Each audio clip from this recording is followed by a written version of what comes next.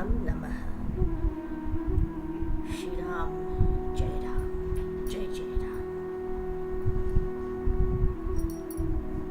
अथ श्रीमद् अध्यात्म रामायणे उमा महेश्वर संवादे बालकांडे षष्ठः सर्गः। श्रीमद् अध्यात्म रामायण के अंतर्गत उमा तथा महेश्वर के संवाद में बालकांड का छठा सर्ग, छठा अध्याय, धनुर्भंग और विवाह। सुत जी कहते हैं, सुत उवाच विश्वामित्रो अथ तं प्राह राघवं सह लक्ष्मणं गच्छामो वत्स मिथिला जनकेनाभिपालिता दृष्ट्वा क्रतुवरं पश्चात् अयोध्यां गन्तुमर्हसि इत्युक्त्वा प्रययौ गङ्गामुत्तर्तुं सह राघवः। तस्मिन् काले नाविकेन निषिद्धो रघुनंदनः। तदनंतर उसके पश्चात विश्वामित्र जी ने लक्ष्मण के सहित श्री रामचंद्र जी से कहा, वत्स, अब हम महाराज जनक से पालित मिथिलापुरी को चलेंगे। वहां यज्ञोत्सव देखकर फिर तुम अयोध्यापुरी को लौट सकते हो। ऐसा कह वे रघुनाथ जी के साथ गंगा जी पार करने के लिए तट पर आए। तब नाविक ने रघुनाथ जी को नाव पर चढ़ने से रोक दिया। नाविक उवाच शालयामि तव पादपङ्कजं नाथ दारुदृशदोः किमन्तरम् मानुषीकरण चूर्णमस्ति ते पादयोरिति कथा प्रथीयसि। नाविक कहते हैं, हे नाथ, यह बात प्रसिद्ध है कि सुना है कि आपके चरणों में कोई मनुष्य बना देने वाला चूर्ण है, और इस चूर्ण के कारण ही आपने शिला को एक स्त्री बना दिया, ऐसा सुना है। फिर शिला और काष्ठ में भेद ही क्या? मेरी नौका काष्ठ की बनी है। अगर आप अब आपके चरणों से मेरी नौका को अगर स्पर्श करेंगे तो क्या वह स्त्री में रूपांतरित नहीं हो जाएगी? अतः नौका पर चढ़ने से पूर्व मैं आपके चरण कमलों को धोऊंगा। पादाम्बुजं ते विमलं हि कृत्वा पश्चात् परं तीरमहं नयामि नो चेत्तरि सद्युवती मलेन स्याच्चेद्विभो विद्धि कुटुम्बहानिः। इस प्रकार आपके चरणों को मलरहित करके मैं आपको श्री गंगा जी के उस पार ले चलूंगा, अन्यथा नहीं। नहीं तो हे विभो, हे परमेश्वर, आपके चरणों में जो रज है उसके स्पर्श से यदि मेरी यह नौका सुंदरी युवती हो गई तो मेरी कुटुंब की आजीविका ही मारी जाएगी, तो बहुत हानि हो जाएगी प्रभु इससे। इत्युक्त्वा शालितौ पादौ परं तीरं ततो गतः कौशिको रघुनाथेन सहितो मिथिलां ययौ। ऐसा कहकर केवट ने प्रभु श्री रामचंद्र जी के चरण धोए और फिर गंगा जी के उन्हें पार ले गया। वहां से राम और लक्ष्मण के सहित श्री विश्वामित्र जी मिथिलापुरी को चले। विदेहस्य पुरं प्रातः ऋषिवाटं समाविशत् प्राप्तं कौशिकमाकर्ण्य जनको अति मुदान्वितः पूजा द्रव्याणि संगृह्य सोपाध्यायः समाययौ दंडवत् प्रणिपत्याथ पूजयामास कौशिकम। जैसे ही प्रातःकाल हो गया वे तीनों विदेह नगर में पहुंच गए। वहां पे ऋषियों के निवास स्थान पे ठहर गए। उसी समय विश्वामित्र जी के आगमन की सूचना पाकर महाराज जनक अत्यंत प्रसन्न हो गए और वही प्रसन्नता के साथ पूजन सामग्री साथ में लिए वह अपने पुरोहित के साथ वहां पे ऋषियों के निवास स्थान पर आ गए। विश्वामित्र जी को देख के उन्होंने उन्हें साष्टांग दंडवत प्रणाम कर दिया और मुनिवर कौशिक जी की अर्थात विश्वामित्र जी की पूजा अर्चना की। पप्रच्छ राघवौ दृष्ट्वा सर्वलक्षण संयुतौ द्योतयन्तौ दिशः सर्वाश्चन्द्र सूर्या विवापरौ कस्यैतौ नरशार्दूलौ पुत्रौ देव सुतोपमौ मनः प्रीति करौ मेद्य नर नारायणाविव। फिर साक्षात द्वितीय सूर्य,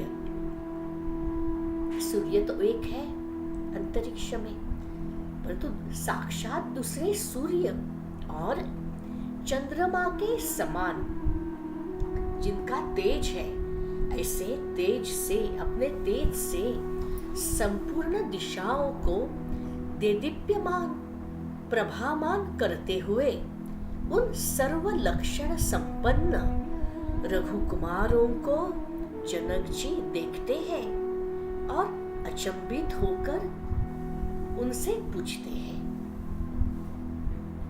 विश्वामित्र जी को पूछते हैं कि ये देवपुत्रों के समान दो नरशार्दूल नर रूपी सिंह के समान ये किसके पुत्र हैं? ये मेरे हृदय में इस समय जैसे कि नर और नारायण के समान मेरे हृदय में प्रीति उत्पन्न कर रहे हैं, प्रीति उत्पन्न करते हैं। प्रत्युवाच मुनिः प्रीतो हर्षयन् जनकं तदा पुत्रौ दशरथस्यैतौ भ्रातरौ रामलक्ष्मणौ। तब मुनिवर विश्वामित्र जी ने महाराज जनक को आनंदित करते हुए प्रसन्नता पूर्वक उत्तर में कहते हैं, विश्वामित्र जी, ये दोनों भाई, एक राम और एक लक्ष्मण, ये कौशल नरेश दशरथ जी के पुत्र हैं। मख संरक्षणार्थाय मया नीतौ पितुः पुरात् आगच्छन् राघवो मार्गे ताटकां विश्वघातिनीं शरणैकेन हतवानोदितो मे अति विक्रमः। ततो ममाश्रमं गत्वा मम यज्ञ विहिंसकान्।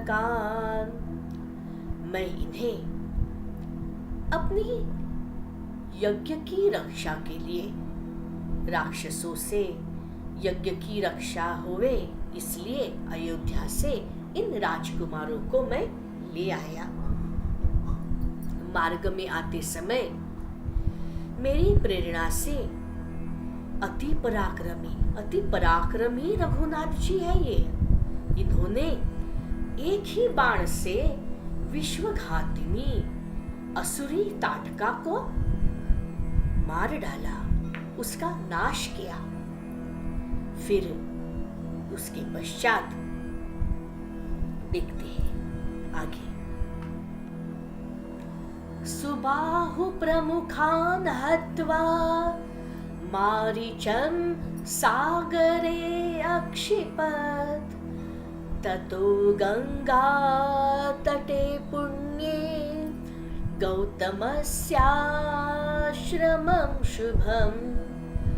गत्वा तत्र शिलारूपा गौतमस्य वधूः स्थिता। पादपङ्कज संस्पर्शात् कृता मानुषरूपिणी। उसके पश्चात रघुनाथ जी ने सुबाहु आदि महाभयंकर राक्षसों को मार डाला, उनका नाश किया तथा मारिश नाम के असुर को समुद्र में फेंक दिया।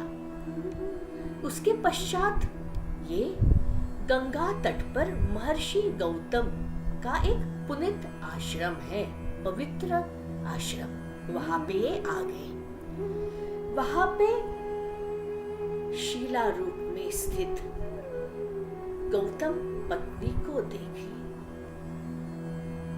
अति करुणा से उनका हृदय द्रवित हो गया और उसी करुणा के कारण ही अपने चरण कमल के स्पर्श से उन्होंने उस शिला को रूपांतरित किया, फिर से मनुष्य रूप बना दिया, स्त्री रूप में, फिर से गौतम ऋषि की पत्नी अहिल्या। दृष्ट्वा अहल्यां नमस्कृत्य तया सम्यक् प्रपूजितः। इदानीं द्रष्टु कामस्ते गृहे माहेश्वरं धनुः। पूजितं राजभिः सर्वैः दृष्टम् इति अनुशुश्रवे। अतो दर्शय राजेन्द्र शैवं चापम् अनुत्तमम्। दृष्ट्वा अयोध्यां जिगमिषुः पितरं द्रष्टुम् इच्छति। अहिल्या को देखकर राम जी ने, श्री राम ने उन्हें नमस्कार किया, फिर उससे माता हिल्या से भली प्रकार पूजा ग्रहण कर पूजा अर्चना को ग्रहण किया और इस समय आपके यहाँ भगवान शंकर का यह शिव धनुष्य देखने के लिए यह राजकुमार आए हैं। हमने बहुत कीर्ति बहुत महिमा सुनी है इस शिव धनुष्य की। हमने सुना है कि इस धनुष्य की आपके यहाँ बड़ी पूजा होती है और सभी राजा इस महाधनुष्य को इस शिव धनुष्य को देख देख के गए हैं। अतः हे राजेंद्र, आप यह जो महादेव जी का यह उत्तम धनुष्य है इन बालकों को इन राजकुमारों को आप दिखा दीजिए, क्योंकि इसके पश्चात यह देखकर शीघ्र ही इन्हें अपने माता पिता से मिलने के लिए अयोध्या जाना है। वे अयोध्या जाना चाहते हैं क्योंकि बड़े लंबे समय से यह मेरे साथ में है, बहुत समय से अपने माता से पिता से यह मिले भी नहीं है। इत्युक्तो मुनिना राजा पूजार्हाविति पूजयामास धर्मज्ञो विधिदृष्टेन कर्मणा ततः संप्रेषयामास मंत्रिणं बुद्धिमत्तरम्। मुनिवर विश्वामित्र जी के ऐसा कहने पर धर्मज्ञ राजा जनक जी ने राम और लक्ष्मण को अत्यंत पूजनीय समझकर माननीय समझकर उनकी विधि पूर्वक पूजा अर्चना की। इसके पश्चात जनक उवाच, जनक जी कहते हैं, शीघ्रमानय विश्वेश चापं रामाय दर्शय। फिर अपने बुद्धिमान मंत्री को यह कहकर भेजा कि तुम शीघ्र ही यहाँ से जाओ, श्री विश्वेश्वर का महादेव का धनुष लेके आओ और उस शिव धनुष को श्री रामचंद्र जी को दिखाओ। ततो गते मंत्रिवरे राजा कौशिकम् अब्रवीत्, यदि रामो धनुर्धृत्वा कोट्या मारोपयत् गुणं तदा मयात्मजा सीता दीयते राघवाय हि। तथेति कौशिकोऽप्याह रामं संवेक्ष्य सस्मितम्। मंत्री के चले जाने पर राजा जनक श्री विश्वामित्र जी से कहते हैं, यदि अगर रामचंद्र जी इस महाधनुष्य को उठाकर उसकी कोटियों पर अगर रोदा चढ़ा देंगे, प्रत्यंचा चढ़ा देंगे, तो निश्चय ही मैं उन्हें अपनी कन्या सीता विवाह में दे दूंगा। अपनी इस पवित्र कन्या सीता का विवाह श्री रामचंद्र जी के साथ मैं कर दूंगा। तब विश्वामित्र जी ने राम जी की ओर देखते हुए, प्रभु रामचंद्र जी की ओर देखते हुए बड़े मुस्कुरा कर कहते हैं, ठीक है ऐसा ही होवे। शीघ्रं दर्शय चापाग्र्यं रामायाम इत तेजसे, एवं ब्रुवति मौनीशे आगताश्चापवाहकाः।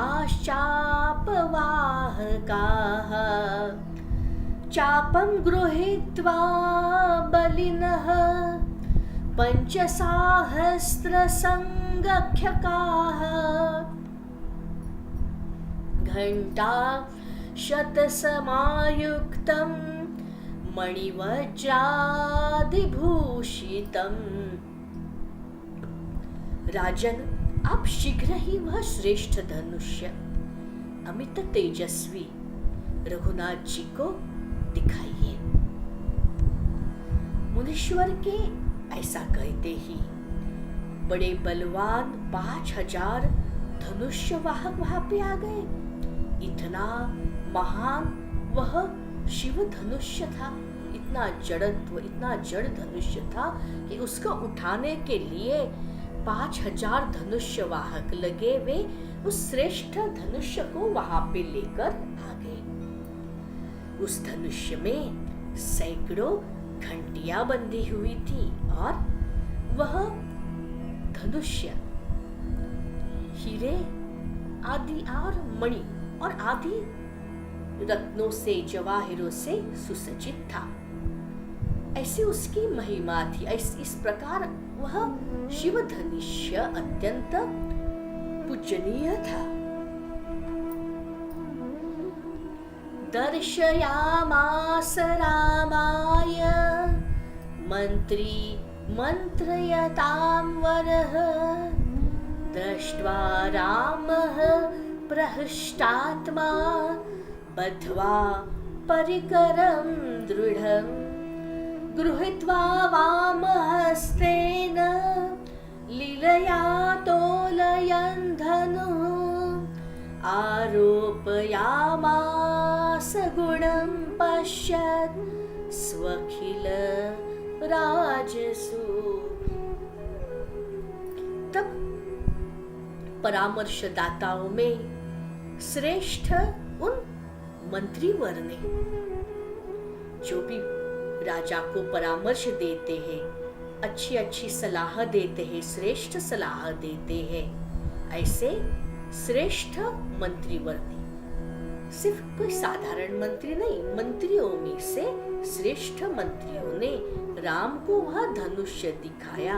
तो वैसी इस प्रकार थी उस शिव धनुष्य की महिमा। उस शिव धनुष्य को देखते ही प्रसन्न चित्त श्री राम जी ने दृढ़ता से निश्चय करके, अडिगता से कमर कसकर उस धनुष्य को, जैसे वह कुछ खेल कर रहे हैं, खेल करते हुए सहजता से, सहजता है परंतु दृढ़ता से, निश्चयता से, दोनों गुण है यहाँ पे। बाएं हाथ से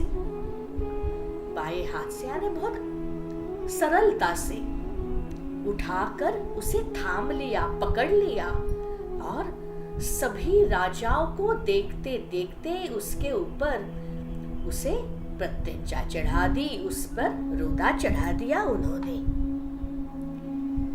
ईषदाकर्षयामास पाणिना दक्षिणेन सह बभज्जाखिलहृत्सारो दिशः शब्देन पूरयन्।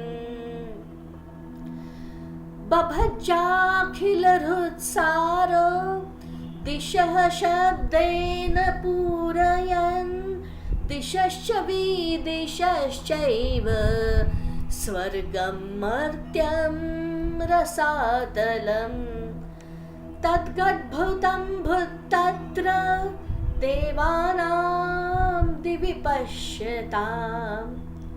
फिर सबके हृदय सर्वस्व भगवान श्री राम, जिन श्री राम को सभी जन अपने हृदय का सर्वस्व समझते हैं, अपना हृदय का जो सर्वस्व भगवान श्री राम के चरणों में जो अर्पण करते हैं, इस ऐसे राम जी ने, श्री राम ने अपने दाएं हाथ में पकड़ लिया उस धनुष्य को थोड़ा सा खींच लिया और जो टनकार हुई उस समय 10 दिशाओं से जो गुंजायमान हो गया, एक टनकार होते हुए उसको उन्होंने तोड़ डाला। वो ऐसा समय था, वो ऐसी घटिका थी, दिशा विदिशा, स्वर्गलोक, मर्त्यलोक और रसातल, समस्त पातालों में वह शब्द, उस धनुष्य के टूटने का, टंकार का शब्द गूंज उठा। बड़ा क्या महिमा होगी उस समय की, वो समय की, महासमय की। स्वर्गलोक से वह दृश्य देखने के लिए देवतागण भी वहां आ गए। देवगणों के देखते देखते और भी एक बड़ा आश्चर्य सा यहाँ पे हो गया। बहुत अद्भुत मनोहर रमणीय दृश्य था वह। आच्छादयन्तः कुसुमैर्देवाः स्तुतिभिरीङ्गिरे देवदुन्दुभयोनेदु नतुत्रश्चाप्सरो गणाः द्विधा भग्नं धनुर्दृष्ट्वा राजालिङ्ग्य रघुद्वहं विस्मयं लेभिरे सीता मातरोऽन्त पुराः जिरे। देवताओं ने उस मनोहर दृश्य को देखकर पुष्प वृष्टि कर कर, पुष्प की बरसात कर कर अपना परम आनंद व्यक्त किया। इस प्रकार देवता कैसे आनंद व्यक्त करेंगे अपना परमानंद? तो पुष्पों की बरसात कर कर। और किस प्रकार? दुंदुभी आदि और बाजे, जिस प्रकार जो भी ये इंस्ट्रूमेंट्स रहती है ध्वनि के, इस प्रकार उन्होंने ऐसे पवित्र ध्वनियां निर्माण की, दुंदुभी और बाजे बजाते हुए उन्होंने उस, मानो कि वह उस दृश्य की, उस विजयश्री की वह सराहना कर रहे थे कि बहुत अच्छा, बहुत श्रेष्ठ था।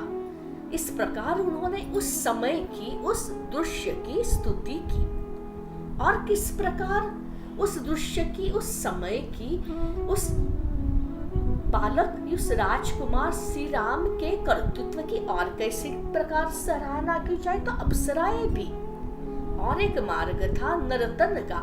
अप्सराएं ये कोई साधारण नर्तिकाएं नहीं, वह इंद्रलोक के दरबार की जो नर्तिकाएं रहती उन्हें अप्सराएं कहते। तो वह भी आके वहां पे नृत्य करने लगी, नर्तन करने लगी। तो इन माध्यम से उनके कर्तृत्व की, महाकर्तृत्व की स्तुति की गई। धनुष्य के 2 खंड हो गए।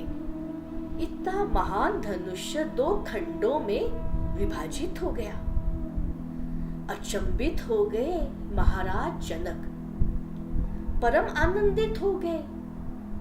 उसमें थोड़ा अचंभित होने का भी परम आश्चर्यचकित मिश्रण था कि ये कैसे हो गया। आज तक तो कोई उसे उठा भी नहीं पा रहा था, उसे स्पर्श भी नहीं कर पा रहा है। छोटे से कोमल सुकुमार बालक राम ने किस प्रकार कर दिया। बहुत प्रेम आ गया उनको रघुनाथ जी के लिए, और उसी प्रेम के साथ रघुनाथ जी का महाराज जनक जी ने आलिंगन किया, उन्हें गले से लगा लिया। इसी प्रकार अंतपुर के आंगन में सीता जी की, कन्या सीता जी की जो माताएं, जो रानियां, महारानियां थी, माता रानियां थी, वह भी अत्यंत विस्मित हो गई। प्रेम से उस दृश्य को वह भी देखती ही रह गई। सीता स्वर्णमयीं मालां गृहीत्वा दक्षिणे करे स्मितवक्त्रा स्वर्णवर्णा सर्वाभरण भूषिता मुक्ताहारैः कर्णपत्रैः क्वणचरणनूपुरा तुकुलपरिसंविता वस्त्रान्तर्व्यञ्जितस्तनी। तत्पश्चात राजकुमारी सीताजी सर्व अलंकार विभूषिता, सर्व प्रकार के, महाराज जनक जी की तो पुत्री थी तो सर्व अलंकार सर्व भूषणों से विभूषित थी। श्री सीता जी का रंग वर्ण भी कैसा, सुवर्ण वर्णा। वह भी कोई साधारण कन्या थोड़ी ही थी, वह भी सुवर्ण वर्णा, सूर्य जैसा तेज सुवर्ण वर्णा श्री सीता जी। अपने दाहिने हाथ में, दक्षिण कर में, हाथ में सुवर्णमयी माला। समय की महिमा देखिए, माला भी कैसी सुवर्णमयी माला, जैसे कि सब कुछ पवित्रता श्रेष्ठता मानो एक साथ वहां पे सम्मिलित हो गई थी। सुवर्णमयी माला लिए मंद मंद मुस्काती हुई वहां पे आ गई। उनके सौंदर्य के क्या शब्द कहे, क्या उनकी सौंदर्य की, परम सौंदर्य की, पवित्र सौंदर्य की क्या स्तुति करें। वे मुक्ताहार, वे कर्णफुल और झमझमाते पायेजीब आदि आभूषणों से विभूषित थी। मानो कि ये जो अलंकार थे उनको ही माता जो उसके पश्चात माताजी होने वाली थी, उस कन्या के सौंदर्य से, परम सौंदर्य से ये जो आभूषण थे उनकी शोभा बढ़ रही थी। वह विभूषित हो रहे थे सीता जी की वजह से। उत्तम शरीर पे साड़ी जैसा उत्तम वस्त्र पहने हुए, जैसे ही उनके जो पयोधर, उनके हर अंग वहां से पवित्रता के साथ में झलक रहे थे। हर अंग में पवित्रता, कोमलता, सौंदर्य, पवित्र सौंदर्य माता सीता जी का। रामस्य परिनिक्षेप्य स्मयमानामुदं ययौ ततो मुमुदिरे सर्वे राजदाराः स्वलङ्कृतं गवाक्षजालरन्ध्रेभ्यो दृष्ट्वा लोकविमोहनं ततो अब्रवीन्मुनिं राजा सर्वशास्त्र विशारदः। सीता जी नम्रता पूर्वक मुस्कुराते हुए, फिर भी विनम्रता के साथ जयमाला हाथ में लिए वहां पे आ गई और प्रभु रामचंद्र जी के ऊपर जयमाला डालकर प्रसन्न हो गई। उस समय श्री रामचंद्र जी के सर्वालंकार विभूषित भुवन मोहन रूप को देखकर, उनका रूप सर्व अलंकार विभूषित भुवन मोहन, कोई भी मोहित हो जाए, किसी के हृदय को, किसी के मन को भी मोहन मिले, मोहिनी मिले, ऐसा उनका रूप। बालक श्री राम का झरोकों में से देखकर समस्त रानियां अति आनंदित हो गईं। फिर सर्वशास्त्रज्ञ, सभी शास्त्रों के ज्ञाता महाराज तो थे, परंतु सिर्फ महाराज ही नहीं, सर्व शास्त्रों का ज्ञान था। ऐसे जनक जी मुनिवर विश्वामित्र जी से कहते हैं, भो कौशिक मुनिश्रेष्ठ पत्रं प्रेषय सत्वरं राजा दशरथः शीघ्रं आगच्छतु सपुत्रकः विवाहार्थं कुमाराणां सदारः सह मन्त्रिभिः तथेति प्रेषयामास। दूतान स्त्वरित विक्रमान। मुनिवर कौशिक जी, आप तुरंत ही, शीघ्र ही महाराज दशरथ जी के पास पत्र भेजिए। वे कुमारों के विवाह उत्सव के लिए शीघ्र ही पुत्र, महर्षि, मंत्रियों इनके साथ यहाँ पे पधारे। शीघ्र कीजिए, कुछ भी देरी न हो जाए किसी चीज के लिए। तब विश्वामित्र जी ने बहुत अच्छा ऐसा कहकर शीघ्रगामी, जो अति शीघ्रता के साथ अयोध्यापुरी पहुंचे, ऐसे दूतों को वहां भेजा। ते गत्वा राजशार्दूलम् रामश्रेयो न वेदयन्, श्रुत्वा रामकृतं राजा हर्षेण महताप्लुतः। मिथिलागमनार्थाय त्वरयामास मन्त्रिभिः, गच्छन्तु मिथिलां सर्वे गजाश्वरथ पत्तयः। दूतों ने जाकर राजा शार्दूल दशरथ जी से राम का कुशल क्षेम कहा। इसके पश्चात दूतों ने श्री रामचंद्र जी के अद्भुत कृत्य का, अद्भुत पराक्रम का वर्णन किया। वह वृत्तांत सुनकर महाराज दशरथ परमानंद में डूब गए। फिर अपनी मिथिलापुरी को चलने के लिए उन्हें समझ में आया कि अभी शीघ्रता से मिथिलापुरी हमें चलना चाहिए। शीघ्रता से चलने के लिए मंत्रियों से कहा, हाथी, घोड़े, रथ और जो भी सभी पदाधिकारी सबके सहित सभी लोग मिथिलापुरी को चलो। रथमानय मे शीघ्रं गच्छाम्यद्यैव माचिरं, वसिष्ठस्त्वग्रतो यातु सदारः सहितोऽग्निभिः।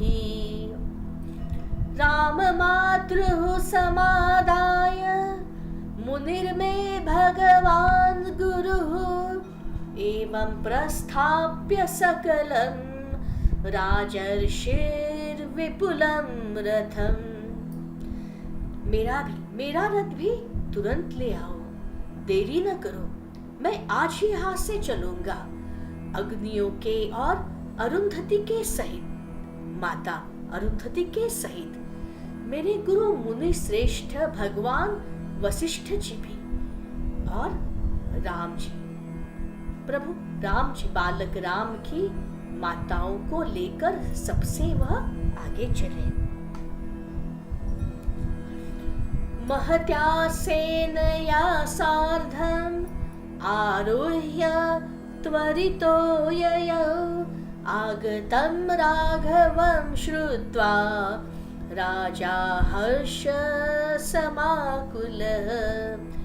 प्रत्युजगाम जनकः शतानन्दन पुरोधसात्, यथोक्त पूजया पूज्यं पूजयामास सत्कृतम्। इस प्रकार सबको कुछ करा करके सभी लोग वहां से तुरंत ही कुछ कर दिए। एक विशाल रथ पर दशरथ जी आरूढ़ हो गए और बड़े दल बल के साथ, अपनी महाशक्ति के साथ शीघ्रतापुर पर मिथिलापुर की ओर चल दिए। रघुकुल तिलक दशरथ जी आए हुए हैं। समाचार सुनते हैं महाराज जनक जी। अति हर्षपूर्वक हर्षता के साथ पुरोहित शतानंद जी को वहां पे उनके साथ में वह उन्हें लेने गए। दशरथ जी को और उन पूजनीय राजा जी का, दशरथ जी का यथोचित रीति से वह सत्कार करते हैं, उनका पूजन अर्चन करते हैं। रामस्तु लक्ष्मणेनाशु ववन्दे चरणौ पितुः ततो दृष्टो दशरथो रामं वचनम् अब्रवीत् दृष्ट्वा पश्यामि ते राम मुखं फुल्लाम्बुजोपमं मुनेरनुग्रहात् सर्वं संपन्नं मम शोभनम्। तदनंतर लक्ष्मण के सहित राम जी, राजकुमार लक्ष्मण के सहित राजकुमार राम अपने पिता को आए हुए देखते हैं। पिताश्री को देखते ही विनम्रता के साथ प्रेम पूर्वक उनके चरणों में वे दोनों प्रणाम करते हैं। तब राजा दशरथ प्रसन्नचित होकर राम से कहते हैं, हे राम, अरे राम, आज बड़े भाग्य का दिन है, सौभाग्य का दिन है मेरे लिए कि मैं तुम्हारा बहुत दिनों के बाद तुम्हारा विकसित कमल के समान मुख देख पा रहा हूँ। मुनिवर के अनुग्रह से मेरा तो सब प्रकार से कल्याण ही हो गया। अति प्रसन्न हो गए थे महाराज दशरथ जी। इत्युक्त्वा घ्राय मूर्धानम् आलिंग्य च पुनः पुनः हर्षेण महताविष्ठो ब्रह्मानन्दं गतो यथा ततो जनकराजेन मंदिरे सन्निवेशितः शोभने सर्वभोगाढ्ये सदारः ससुतः सुखी। ऐसा कहकर उन्होंने पुनः पुनः बार बार श्री राम को, और सिर्फ श्री राम को नहीं, लक्ष्मण जी को भी गले से लगा लिया, हृदय से लगाया और उनका मस्तक सूंघकर अत्यंत हर्ष से मानो कि वह ब्रह्मानंद में ही डूब गए, उनके अपने दोनों बालकों के स्पर्श से। तदनंतर महाराज जनक ने उन्हें रानियों और राजकुमारों के सहित उन्होंने अपने साथ समस्त भोग सामग्रियों से पूर्ण एक परम सुंदर महल में उन्हें आतिथ्य पूर्वक ठहराया कि इनके आतिथ्य में कुछ कमी न रह जाए।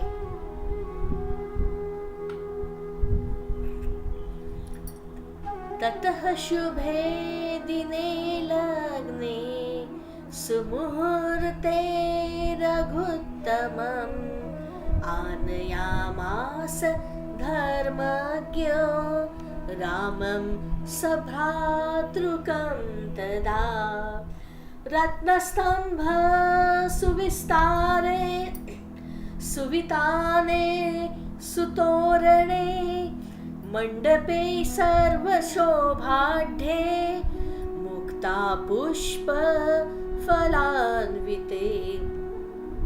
फिर शुभ दिन में एक शुभ दिन देख के, उस शुभ दिन पे शुभ मुहूर्त देख के और लग्न के समय धर्मज्ञ जनक जी ने, अभी ये भी एक विशेषण आ गया जनक जी के लिए, सभी सर्व शास्त्रों के ज्ञाता महाराज थे और धर्म को का ज्ञान रखने वाले जनक जी ने भाइयों सहित राम को बुलाया। राम के अन्य तीनों भाई भी वहां पे थे और एक सर्व शोभा संपन्न विस्तीर्ण एक विशाल मंडप भी कैसा, रत्न जड़ित स्तंभ, उस मंडप के जो स्तंभ थे वह रत्न जड़ित, रत्नों से जटित, सब रत्नों से जटित उसके स्तंभ, सुंदर वितान, अत्यंत सुंदरता से बनाया हुआ, बुना हुआ तोरण, मनोहर, मनोहर, मन को लुभाने वाला तोरण। तथा उन तोरण भी कैसे और क्या क्या था वहां पे? पुष्प भी साधारण नहीं, पुष्प भी थे, परंतु मोतियों के पुष्प और फल लगे हुए थे। तथा जो सुवर्ण भूषण भूषित वेद पाठी ब्राह्मण, वो मंडप भी कैसा? मंडप में सुवर्ण भूषण, जो ब्राह्मण, वेदों के ज्ञानी, वेद पाठी, वेदों का पठन करने वाले ब्राह्मण, उन्होंने भी सुवर्ण भूषण पहने थे, वो भी भूषित हो रहे थे, विभूषित थे।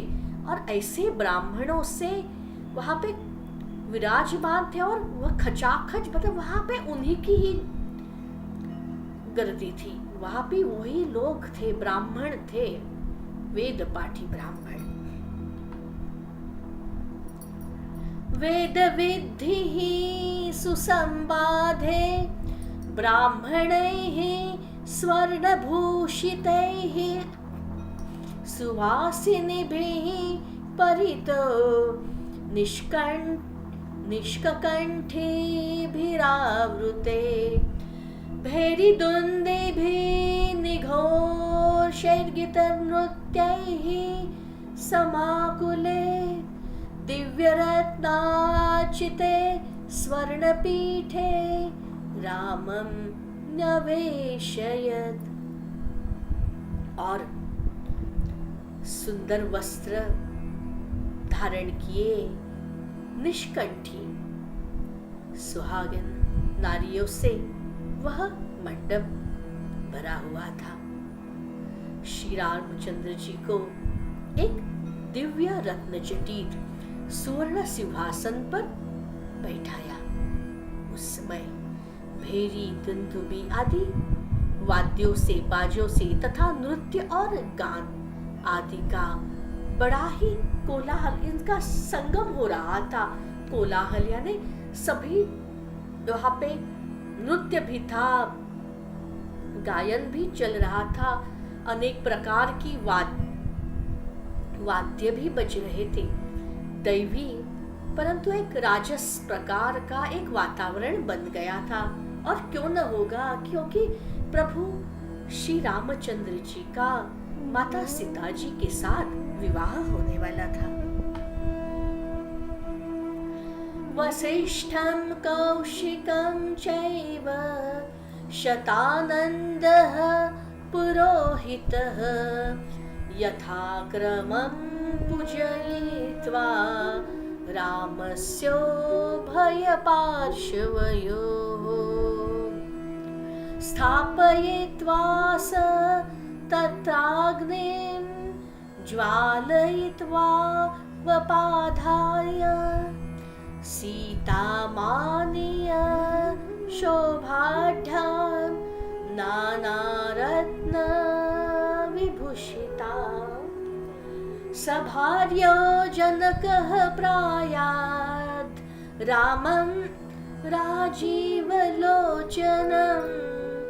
पादौ प्रक्षाल्य विधिवत्तदपो मूर्ध्य धारयत्।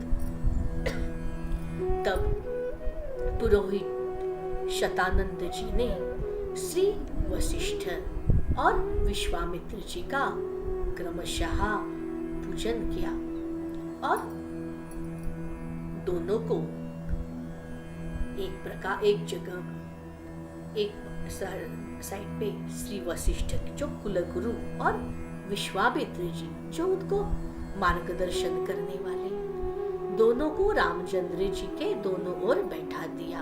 उनका पूजन भी वहां पे हुआ था। फिर वहां पे विधि पूर्वक अग्नि प्रज्वलित की गई। नाना रत्न विभूषिता माता सीता कन्या सीता को साथ लेकर महारानी सहित महाराज जनक जी कमल नयन श्री राम के पास आ गए। विधि पूर्वक उन्होंने उनके चरण धोए। उनके चरण धोकर जो चरणोदक था बड़े प्रेम से, विनम्रता से उस चरणोदक को अपने सिर पर रख लिया।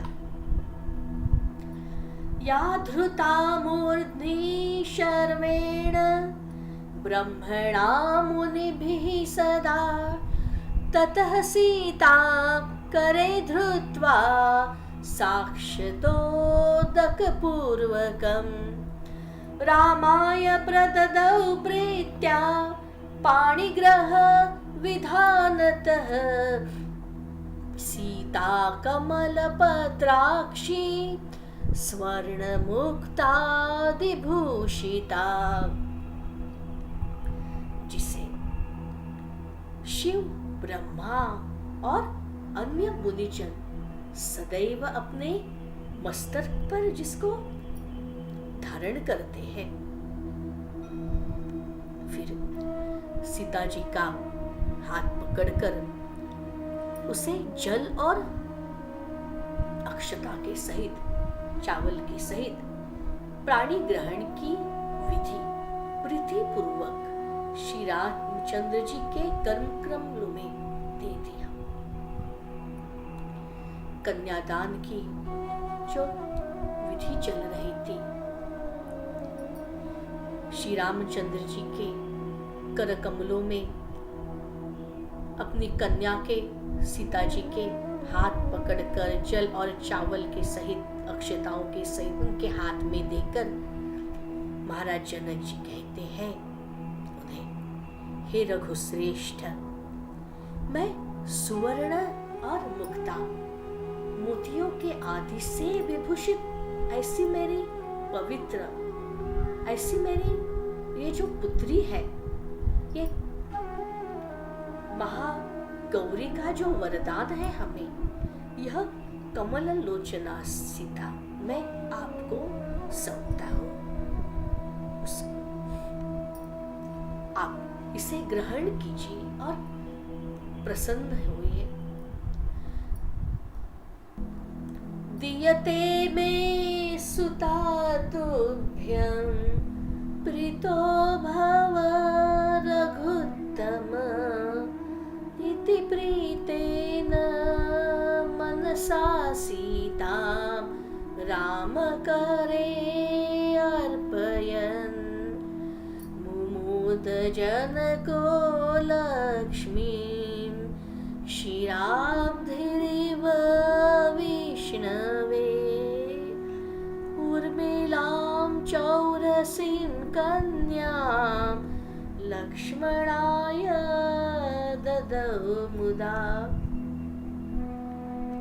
इस प्रकार सीता जी को प्रसन्न चित्त से श्री रामचंद्र जी के कर कमलों में सौंपकर महाराज जनक जी निश्चिंत हो गए, आनंदमग्न हो गए, जैसे कि मानो क्षीर सागर श्री विष्णु भगवान बैठे हैं।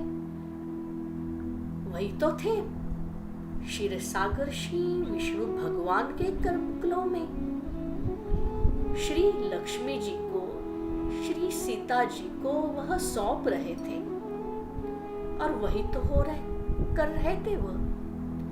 फिर उन्होंने प्रसन्नता पूर्वक अपनी ओर से अपनी द्वितीय कन्या उर्मिला लक्ष्मण जी के साथ उनको विवाह में दी। लक्ष्मण जी के साथ उर्मिला जी का भी विवाह हुआ। तथैव श्रुतिकीर्तिं च माण्डवीं भ्रातृकन्यके भरताय ददावेकां शत्रुघ्नाया परां ददौ। चत्वारो दारसम्पन्ना भ्रातरः शुभलक्षणाः विरेजुः प्रजया सर्वे लोकपाला इवापरे।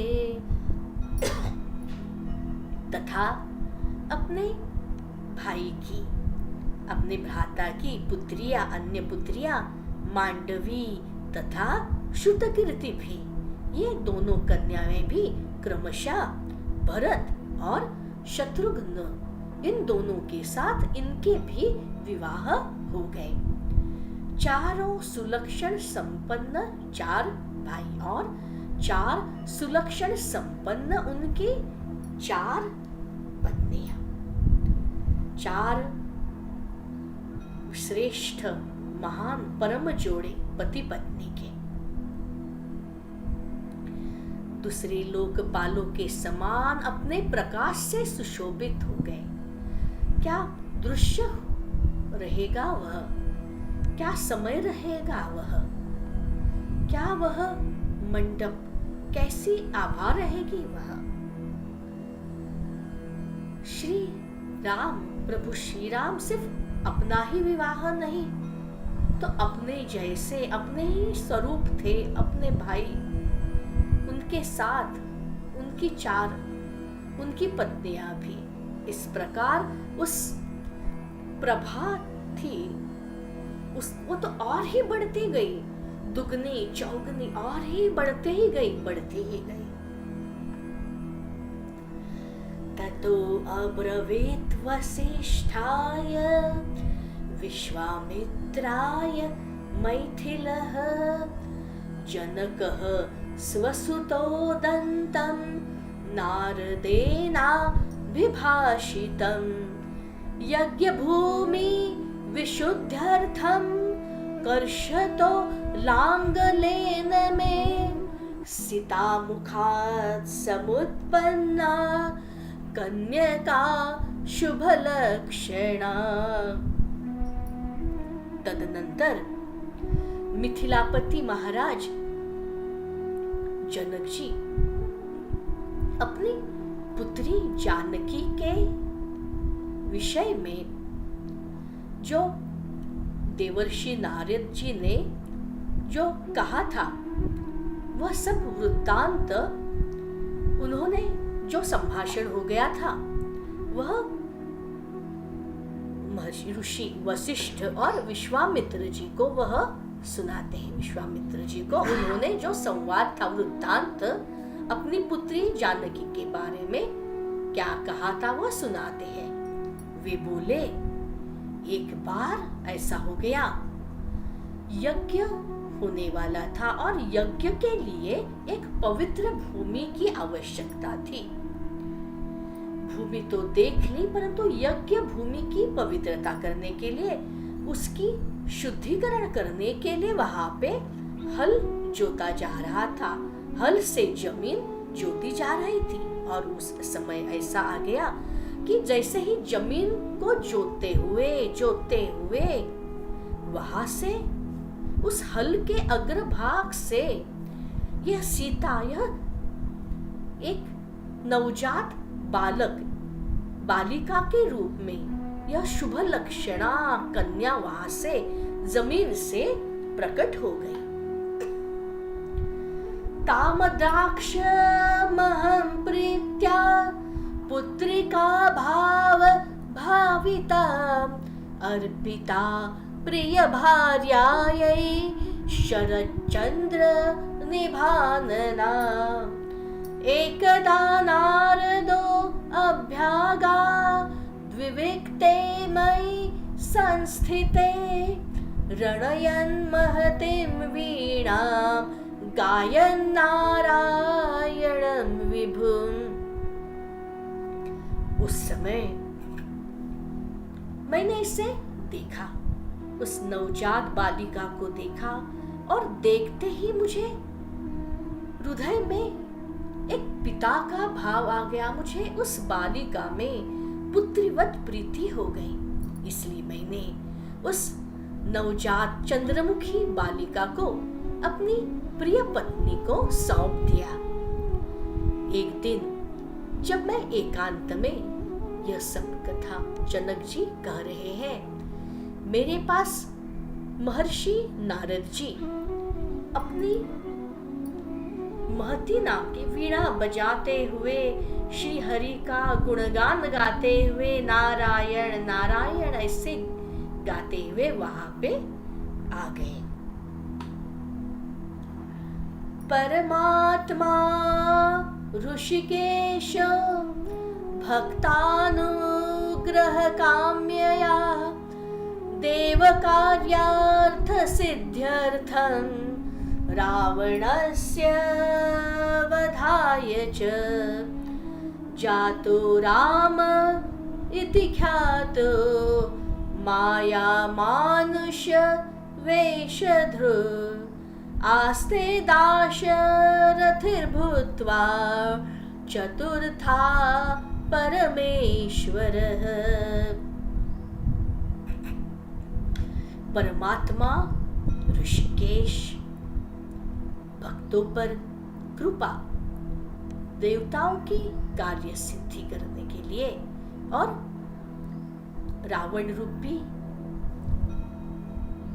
असुर का वध करने के लिए माया मानव रूप से अवतीर्ण होकर राम नाम से विख्यात हुए हैं। वही तो नारायण ही है। वे परमेश्वर अपने चार अंशों से दशरथ जी के पुत्र होकर अयोध्या में रहते हैं। यह भगवान राम ही तो है, ये नारायण ही है हमारे। योग माया सीतेति जाता वै तव वेश्मनि अतस्त्वं राघवायैव देहि सीतां प्रयत्नतः नान्येभः पूर्वभार्यैषा रामस्य परमात्मनः इत्युक्त्वा प्रययौ देवगतिं देवमुनिस्तदा।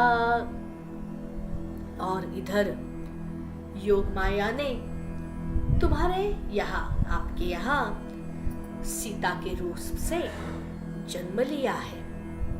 अतः तुम प्रयत्न पूर्वक इस सीता का पाणी ग्रहण रघुनाथ जी के साथ ही करना, इसका विवाह रघुनाथ जी के साथ ही करना और किसी से भी नहीं, क्योंकि यह सीता ही पहले से ही परमात्मा राम की ही भार्या है, उन्हीं की पत्नी है। ऐसा कहकर देवर्षि नारद जी आकाश मार्ग से चले गए वहां से।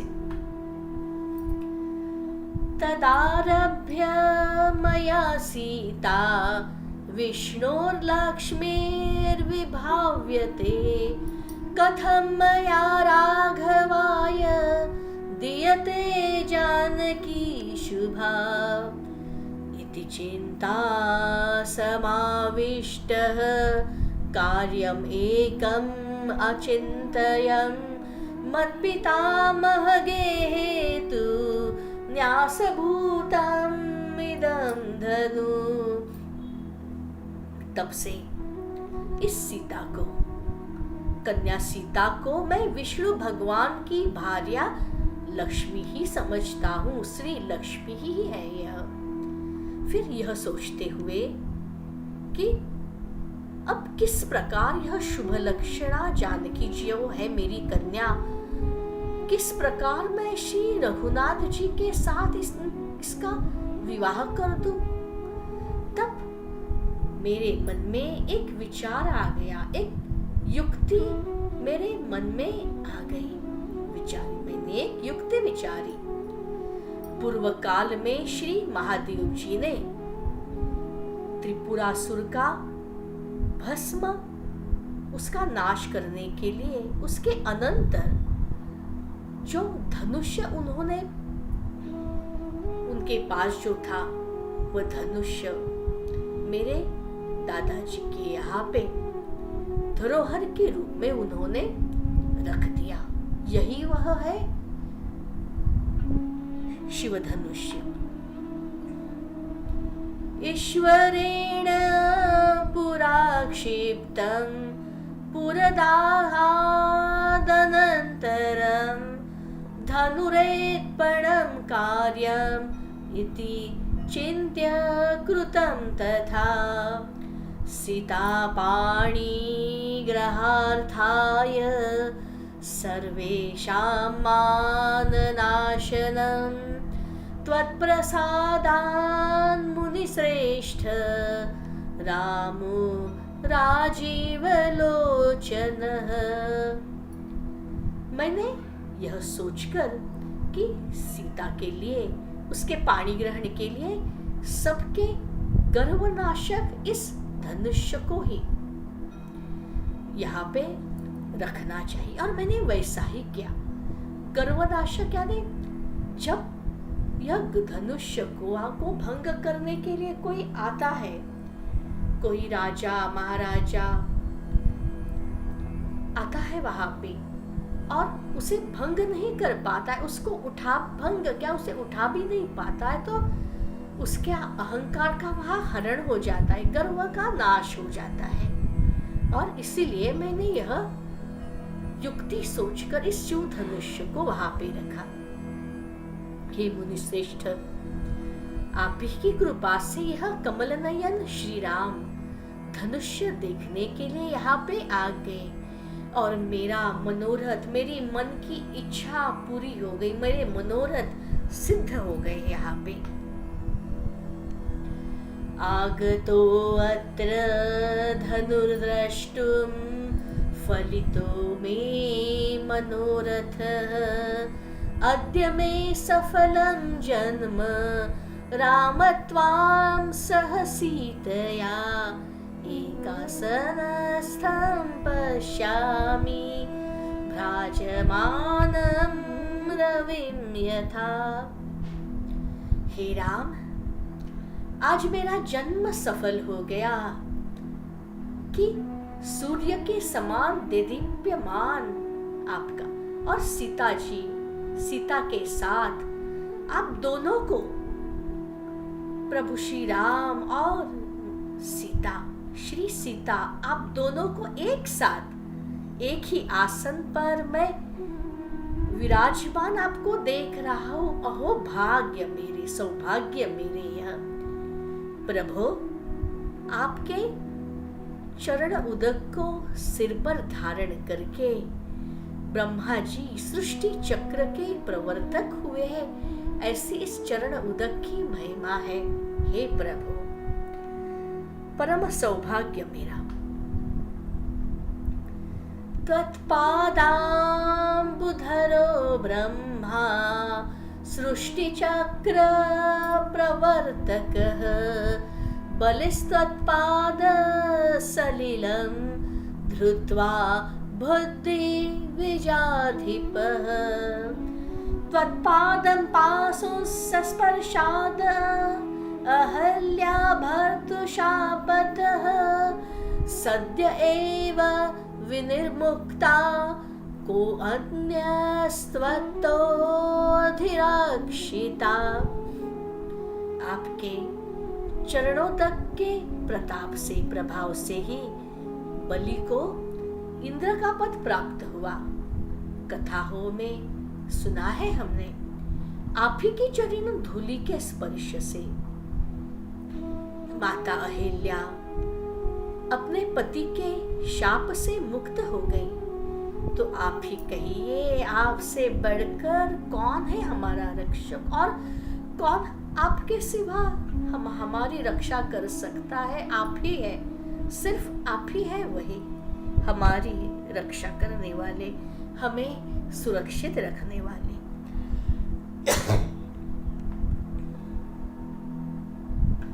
यत्पाद पंकज पराग सुराग योगी वृन्दैर्जितं भव भयं जितकाल चक्रैः यन्नाम कीर्तन पराजित दुःख शोका देवास्तमेव शरणं सततं प्रपद्ये।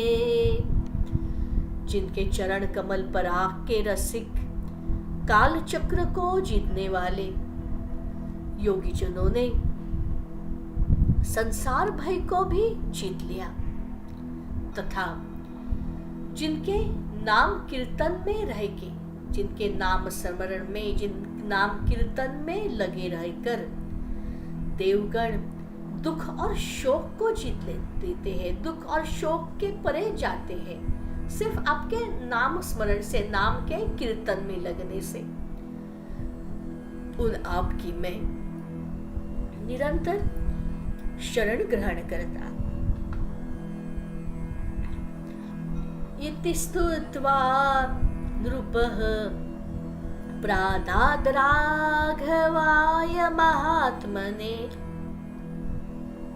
दीनराणां कोटिशतं रथानां युतं तदा अश्वानां नियुतं प्रादात् गजानां 600 तथा पत्तिनां लक्षमेकं तु दासीनां 300 ददौ। महात्मा रघुनाथ जी की इस प्रकार स्तुति कर महाराज जनक ने उन्हें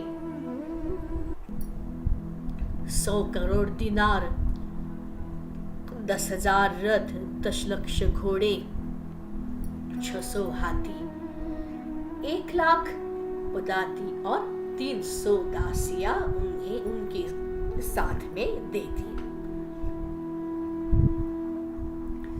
दिव्यांबराणि हाराच्च मुक्तारत्नमयोज्वलान् सीतायै जनकः प्रादात् प्रीत्या दुहितृवत्सल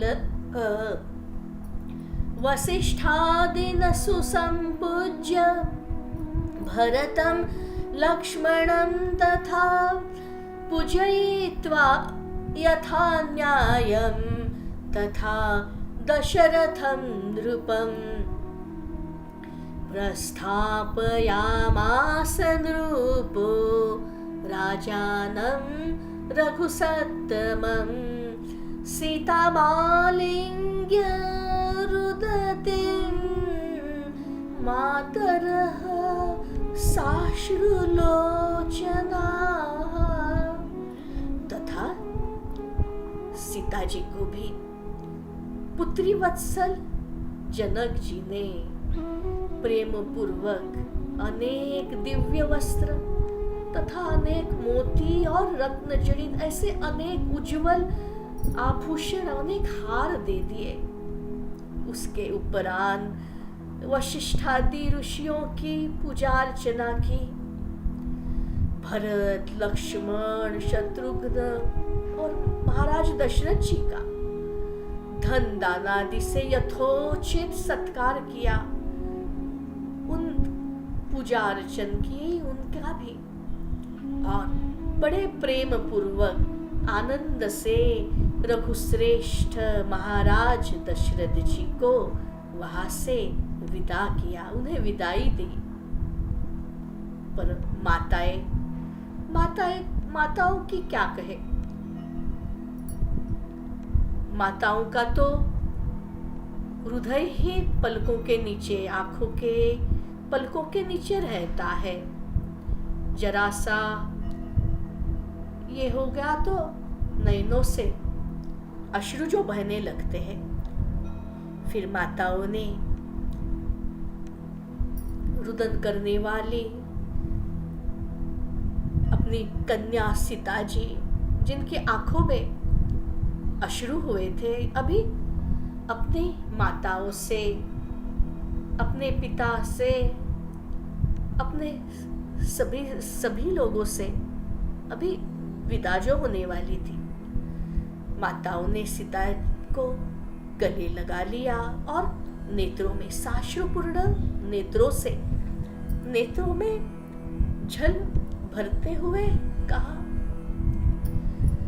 श्वश्रु शुश्रूषण परानित्यं रामं अनुव्रता पातिव्रत्यम् उपालम्ब्य तिष्ठ वत्से यथा सुखम् प्रयाणकाले रघुनन्दनस्य भेरीमृदङ्गान्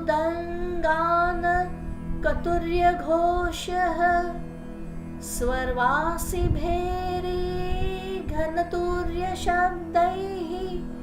सम्मूर्छितो भूतभयङ्करो अभूत।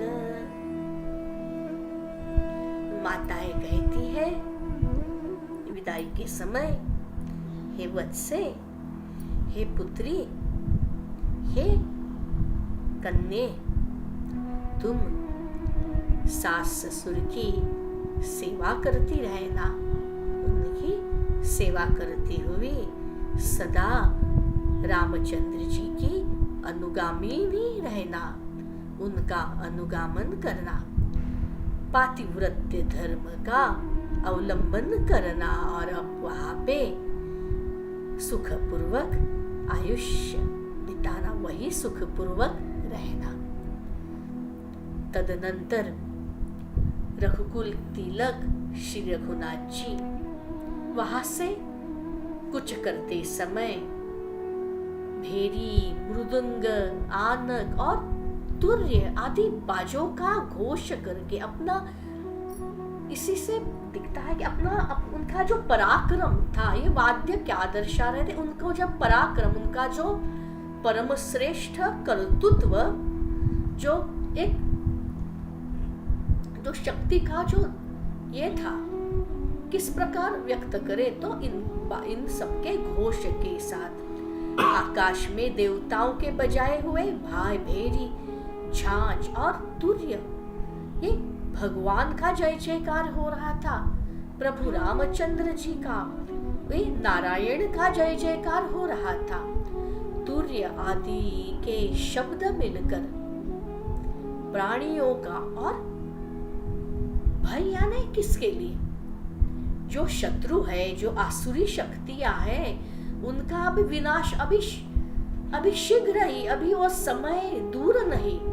यह एक संदेश, यह सब ये ध्वनि के माध्यम से संदेश दिया जा रहा था, ये भय रूपी, किसके मन में, शत्रुओं के लिए, आसुरी विनाशकारी, जो लोकहित में बाधा उत्पन्न करते हैं, उनके मन में भय उपजाने वाला यह संदेश था प्रभु रामचंद्र जी का।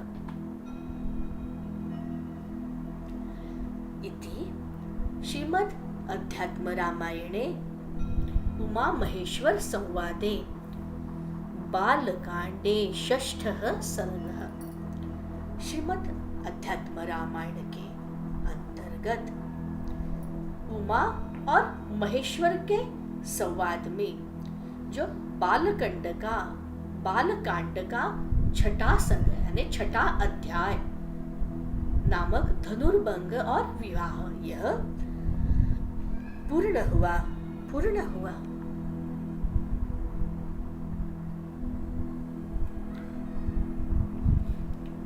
ओम सीतारामाभ्याम नमः।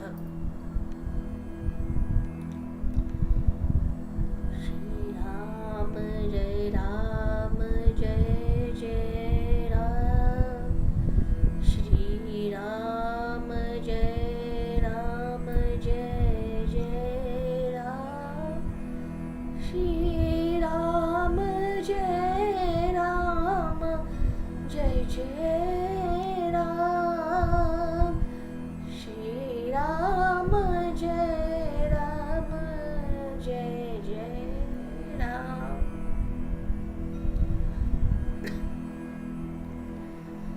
तस्मै श्री गुरुवे नमः, तस्मै श्री गुरुवे नमः, तस्मै श्री गुरुवे नमः।